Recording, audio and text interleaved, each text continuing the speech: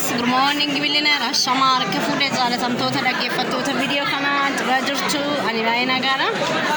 Guyana Ra Guyada Guyamilki Barakumala Mafi Demisadi Ratergamna Barakumala Mafi Demisadi Baragudina Baramilkaina Baradagagina Barawahundati Egaka Jachuda Bulan Kenya Biacases Biambas Kanderton Barakum Baragudina Baramilki Nufatau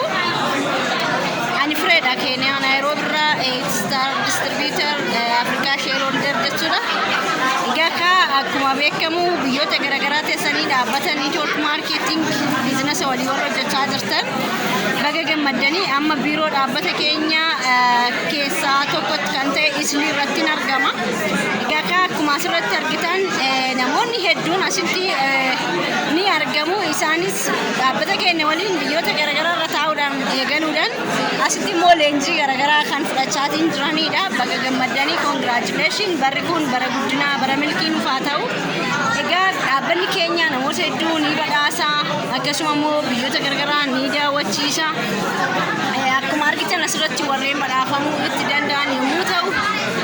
asittillee kaara awwaardii yookaan immoo kan injifachuu danda'an leenjistoonni keenya jechuudha baay'ee nama gammachiisa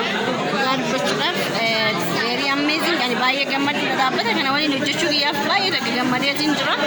hundi keessanuu biyyoota garagaraa teessanii kan itti daawwattan yeroo biraa haala kanaan dhuftaniin waliin hojjechuu hin dandeessanii dhaabbanni keenya amantaan bifaan biyyaan barnootaan waliin qoodu asitti akkuma argitan hundeessan dhaabbata keenyaa liichwaan cheermaanii kan jedhaman hundeessaa dhaabbata kanaati yookaan kaampaanii kanaati egaa kana fakkaataa namoonni hedduun dhaabbata kana waliin hojjechuudhaan kan itti milkaa'uu danda'anidha jechuudha isinis baga gammaddan congratulations egaa kana fakkaata biiroo dhaabbata keenyaati asitti immoo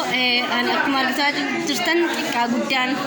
ni hojjeta biiroo oomishaati yookaan immoo staafidha jechuudha kuni product dhaabbanni keenya food supplementidha kan oomishu as keessatti immoo tajaajilaatu jira